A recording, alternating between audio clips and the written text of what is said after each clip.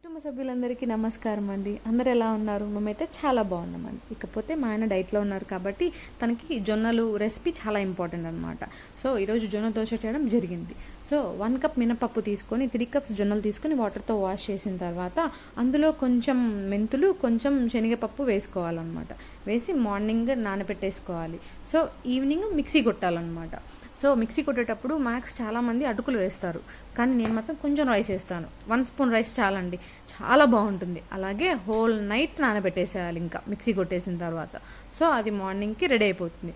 మనకు కావాల్సిన పిండి మాత్రమే తీసుకొని మిగతాది ఫ్రిడ్జ్లో పెట్టేసుకోవాలి. ఆ పిండిలో కొంచెం సాల్ట్, కొంచెం సోలా పొడి యాడ్ చేసుకోవాలి.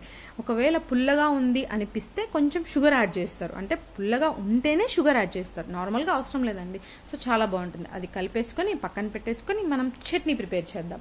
సో చట్నీ ఏంటంటే రాయలసీమ స్పెషల్ పచ్చడి, పల్లీల పచ్చడి, శనక్కాయల పచ్చడి అని కూడా అంటారు. మా ఆయన ఫేవరెట్ అండి ఆ పచ్చడి, చాలా బాగుంటుంది. రాగి సంగట్లేకైతే ఇంకా చెప్పనక్కర్లేదు, నెయ్యి వేసుకొని తింటే సూపర్ అంటే సూపర్ అండి, అసలు చాలా బాగుంటుంది. మేము మ్యాక్స్ టు మ్యాక్స్ ఉప్మా లెక్ కానీ దోశ లెక్ కానీ ఈ పచ్చడి ప్రిఫర్ చేస్తాం ఎక్కువగా. రైస్ లెక్ కూడా చాలా బాగుంటుంది. మా పాప కూడా చాలా బాగా తింటుంది, నెయ్యి వేస్తే చాలా బాగుంటుంది టేస్ట్. సో మీరు కూడా ఒకసారి ట్రై చేయండి. శనక్కాయల పచ్చడి ఎలా ఉందో కమెంట్ చేయండి. అలానే వంట చేస్తూ మా పాప ఏం చేస్తుందా అని అలా చూస్తూ ఉంటే తన బొమ్మలకి ముద్దులు పెడుతూ ఎంజాయ్ చేస్తూ హ్యాపీగా ఆడుకుంటుంది అనమాట. సరే సరే అని చెప్పేసి ఇంకా నేను వంట మొదలు పెట్టేశాను అనమాట. సో వంట చేసేస్తూ పల్లి చట్నీ స్టార్ట్ చేశాను.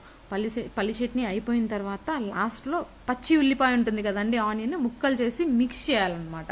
చాలా బాగుంటుంది తెలుసా టేస్ట్. అది అయిన తర్వాత ఎర్రకారం మొదలుపెట్టాను. ఎర్రకారం నెయ్యి దోశ అంటారు కదండి, నెయ్యి కారం దోశ అనేది రాయలసీమలో చాలా ఫేమస్ అండోయ్, చాలా బాగుంటుంది టేస్ట్. ఒకసారి ట్రై చేయండి, చాలా బాగుంటుంది. సో దోశ స్టార్ట్ చేసేసాను. ఇంకా దోశ అయ్యేటప్పుడు ఇంకా లాస్ట్లో కొంచెం కారం అలా అలా అలా పూసి కాస్త నెయ్యి వేస్తే చాలా బాగుంటుందండి. అలాగే ఎగ్ కూడా బాగుంటుంది. ఎగ్ దోశ బాగుంటుంది, నెయ్యి కారం దోశ బాగుంటుంది, ఆనియన్ దోశ బాగుంటుంది, రకరకాలు అనుకోండి. కానీ మ్యాక్స్ ఈ 3 మేము చాలా ప్రిఫర్ చేస్తామన్నమాట. చాలా బాగుంటుంది, ఒకసారి మీరు ట్రై చేయండి. సో ఈ జొన్న దోశ ఎందుకు చేశానంటే కొంతమందికి తెలియదు అనమాట ప్రాసెస్ ఎలా అనేసి. సో వాళ్ళ కోసం మాత్రమే ఈ వీడియోనండి.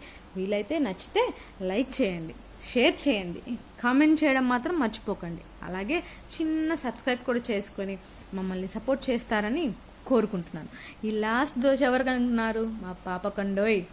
మా పాపకి లాస్ట్ దోశ వేసి, చిన్న దోశ వేసి దానికి చట్నీ రాయాలన్నమాట. అప్పుడు తను తింటుంది. చాలా ఇష్టం తనకు కూడా దోశ అంటే. సో ఎవరైనా దోశ ఇష్టం లేని వాళ్ళు ఉంటారా చెప్పండి?